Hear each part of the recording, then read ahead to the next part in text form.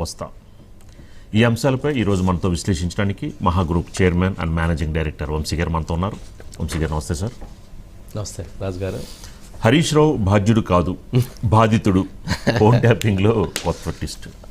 ఆశ్చర్యకరమైనటువంటి అంశం ఏంటంటే హరీష్ రావు గారిని పిలిచింది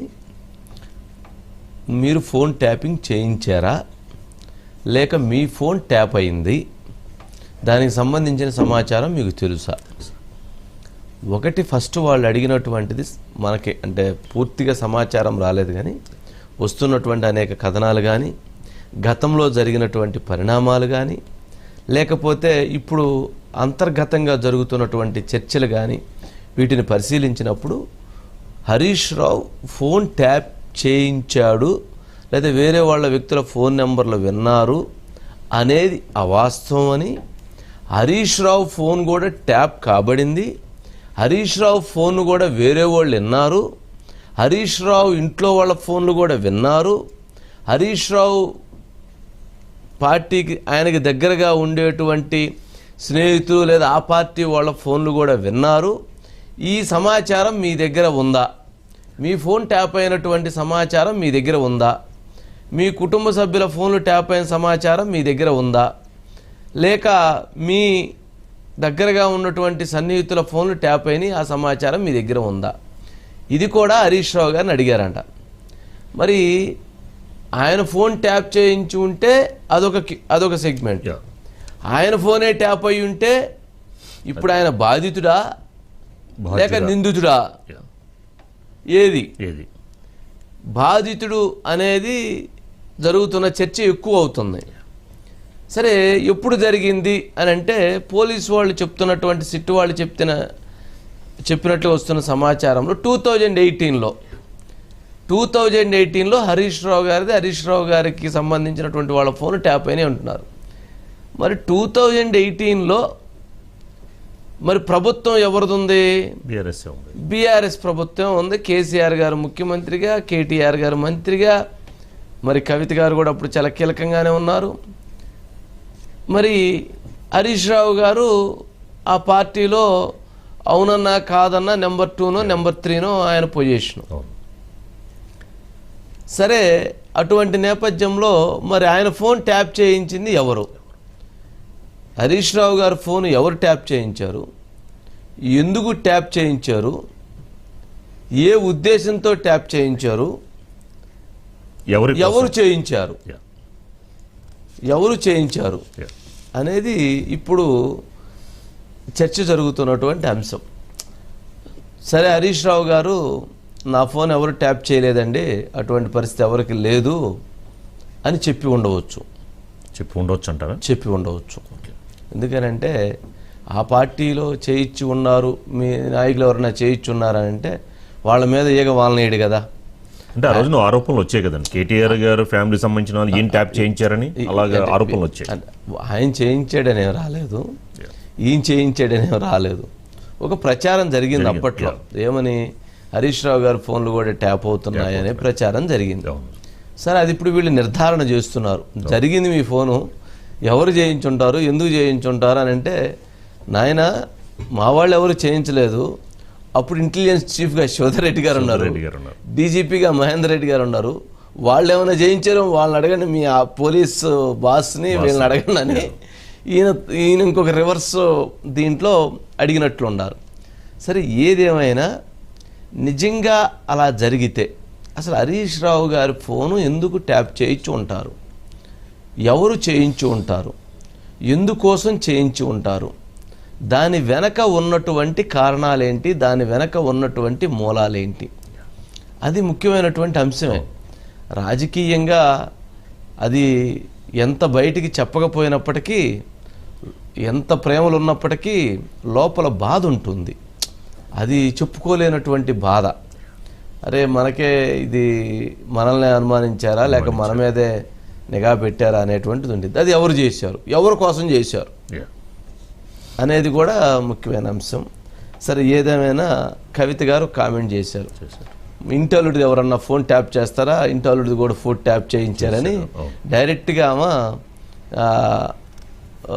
వాళ్ళ అన్నయ్యని లేకపోతే కేసీఆర్ గారిని కేటీఆర్ గారిని పరోక్షంగా డైరెక్ట్గా ఆమె హిట్ చేసింది.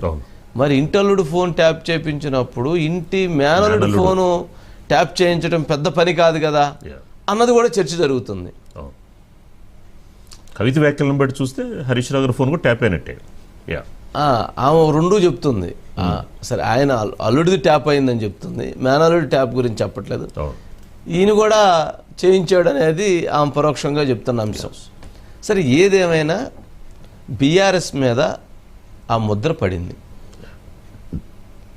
ఏదేమైనా బీఆర్ఎస్ మీద ఫోన్ ట్యాపింగ్ ఆరోపణల ముద్ర పడింది.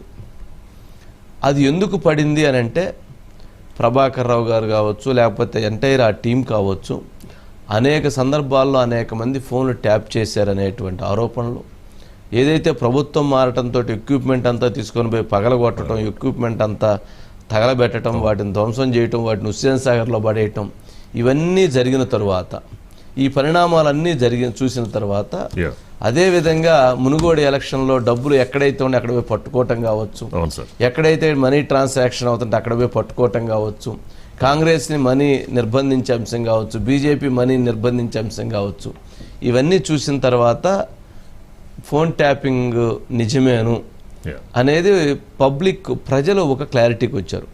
కానీ అది ఎవరు చెప్తే వీళ్ళందరూ చేశారు డిపార్ట్మెంట్ అనేది ప్రశ్న ఉత్పన్నమైనప్పుడు ఎవరికి అవసరం?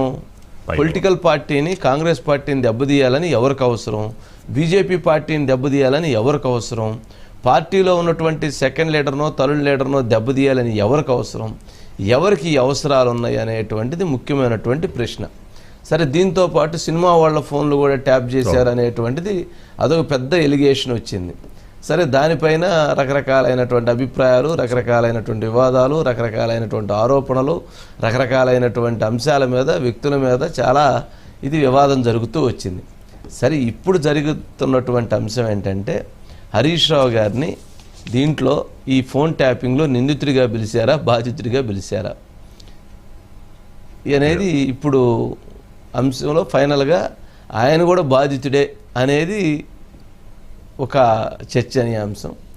సరే, ఇది ఎప్పుడు తేలుతుంది, ఎలా తేలుతుంది అని అంటే ఇది తేలదు. హరీష్ రావు గారి నోటి వెంట ఫలానా వాళ్ళు చేయించి ఉండవచ్చు అని ఆయన చెప్పడం. కానీ ప్రభాకర్ రావు గారు చెప్పుంటారు కదండి టెక్నికల్. ప్రభాకర్ రావు గారు హరీష్ రావు గారు ఫోన్ ఫలానా వాళ్ళు ట్యాప్ చేయించమన్నారు, అందుకని మేము చేసామని చెప్పినా కానీ హరీష్ రావు గారు వాళ్ళు చేయించరు నా ఫోను అనే చెబుతాడు. ప్రభాకర్ రావు గారు ఎవరి పేరు చెబుతాడో హరీష్ రావు గారు ఎవరిని దృష్టిలో పెట్టుకొనైనా ఆ పేరు చెప్పడం. నా ఫోన్ ట్యాప్ అవ్వలేదని చెప్పిన ఆశ్చర్యపో, ఎందుకంటే పైన వాళ్ళు చేయలేదు, చేస్తే మీ డిపార్ట్మెంట్ వాళ్ళు చేశారని చెబుతాడు. అని చేసింది వీళ్ళే కదా, చేయించింది వేరు. అందుకని ఇది ఎప్పుడు కూడా ఇది ఆయన దగ్గర నుంచి తేలదు. కవిత తేల్చింది, ఇంటల్లుడు ఫోన్ ట్యాప్ చేయిస్తారని కవిత తేల్చింది. కానీ విశ్వసనీయత అనేది హరీష్ రావు గారు చెప్తేనే ఉండొచ్చు కదా. కవిత గారు చెప్పింది ఎవరు పెద్ద బిలీవ్ చేయకపోవచ్చు. ఆమె చెప్పేది ఆమె చెప్పింది, ఆమె విశ్వసనీయత ఆమెది. హరీష్ రావు గారి విశ్వసనీయత హరీష్ రావు గారిది. కానీ హరీష్ రావు గారు చెప్పడు కదా, అదే విశ్వసనీయత, అదే నమ్మకం, అదే అక్కడ ఆ పార్టీకి స్ట్రాంగ్నెస్. ఆయన కూడా ఒక మాట మాట్లాడితే అది ప్రకంపనలకు దారితీసింది. అందుకని ఆయన ఎక్కడ ఒక మాట మాట్లాడడం. అదే ఇప్పుడు కేటీఆర్ గారు మాట్లాడుతూ కూడా నెక్స్ట్ టార్గెట్ కేసీఆర్ గారే. కేసీఆర్ గారి దగ్గరికి ఈరోజు వెళ్ళారు హరీష్ రావు గారు, కొద్దిసేపటి క్రితం వెళ్ళారట. వెళ్ళి వాళ్ళు అడిగినటువంటి జరిగినటువంటి ఆయన నిన్న వెళుతూ లోపలికి 2-3 పేజీలు ఉన్నాయి చేతిలో తీసుకెళ్ళారు. చక్కగా వాళ్ళు అడిగిన ప్రతి క్వశ్చన్ రాసుకున్నాడట. అన్ని క్వశ్చన్లు రాసుకొని ఒక 27-28 క్వశ్చన్లు ముఖ్యమైనటువంటి మొత్తం నోట్ చేసుకొని అన్నీ పెట్టుకొని వాళ్ళు మొత్తానికి అవి వెళ్ళి నన్ను ఇట్లా అడుగుతున్నారు, ఎవరు మీ ఫోన్ కూడా ట్యాప్ అయింది, ప్రభాకర్ రావు గారు ఇది చెప్పారు, తిరుపతిని ఇది చెప్పాడు, లేదా పలానా వాళ్ళు ఇది చెప్పారు, ఇవన్నీ చూసి అడుగుతున్నారు. బట్ నేను ఇవన్నీ ఇట్లా ఆన్సర్ చేశాను అంటే ఆయన ఏం చెప్పి ఉంటాడో అవతలకి అర్థమైద్ది, వాళ్ళు ఏం చెప్తారో వీరికి అర్థమైద్ది. సరే, ఏదన్నా కానీ దీనిపైన ఏం చేయమంటారని ఫైనల్గా ఒక కంక్లూషన్ తీసుకొని రేపు భవిష్యత్తులో ఆయన దాకా వెళితే ఆయన ఏం చెప్పాలో కూడా ఈయన గైడ్ చేసి వచ్చేటువంటి పరిస్థితి ఉంటుంది. సరే, ఏదైనా కానీ ఫైనల్గా కానీ నిన్న వంశీ గారు ఈ అడిగిందే అడిగారు, పక్కకు పిలిచి అడిగారు అందరిని తప్ప, కానీ సజ్జనార్ గారు క్లారిటీ ఇచ్చేశారండి ట్వీట్లో. మా అబ్బాయికి అర్జెంటుగా ఫారెన్ పంపించాలి, నాకు కొద్ది వెసులుబాటు ఇవ్వండి అని ఆయన అడగబట్టి మేము వదిలేమని చెప్పి సజ్జనార్ గారు క్లారిటీ ఇవ్వాలి. అంటే సజ్జనార్ గారు ఇచ్చినటువంటి ట్వీట్లో వాళ్ళ అబ్బాయి ఫారెన్ వెళ్ళాల్సి ఉందంటే దానికోసం పర్మిషన్ కావాలన్నారు. నేనేమంటానంటే అప్పటికి 6:30 అయింది. అవును సార్, 7.5 hours దాకా విచారణ. 7.5 hours అంతక కాదని ఇంక ఎన్నింటి దాకా విచారణ చేస్తారు సత్యనారాయణ గారు? ఇంక ఏముండిద్ది? 7 గంటలకు విచారించిన తర్వాత ఇంకా ఏముండిద్ది? ఆయన కూడా ఏ కారణంతో అడుగుతాడా పంపిద్దామని వాళ్ళు కూడా చూస్తుంటారంట. ఎందుకు చూస్తుంటారంటే అప్పటికే జనాల్లో ఏంట్రా ఇన్ని గంటల పాటు హరీష్ రావు గారిని పెట్టారు, ట్రబుల్ షూటర్ని పెట్టారు, మా నాయకుడిని పెట్టారు అనే దాంతో ఫ్లోటింగ్ పెరుగుతుంది. అక్కడికి విపరీతంగా ట్రాఫిక్ జామ్ అయిపోతుంది. అక్కడికి వచ్చి నిరసనలు చేస్తున్నారు, ధర్నాలు చేస్తున్నారు, అరెస్టులు జరుగుతున్నాయి. అది ఇంకొంచెం సేపు అయితే దాని ప్రభావం చాలా తీవ్రంగా ఉండేటువంటి అవకాశం ఉంది. అప్పటికే కాంగ్రెస్ పార్టీకి జరగాల్సిన డ్యామేజ్ జరిగిపోతూ ఉంది. అది ఇంకా పెద్దదయ్యే పనికైతే అది చాలా నష్టం చేకూర్చిద్ది. అందుకని వాళ్ళు కూడా ఎప్పుడెప్పుడు పంపిద్దామా అన్నట్లుగా పంపించేదానికి ఒక ప్రక్రియను రూపొందించుకున్నారు. ఈయన ఎప్పుడు అడిగితే పంపిద్దామా అనే దాని మీద వాళ్ళు ఒక ప్లాన్ చేసుకొని పెట్టుకొని ఉంటారు.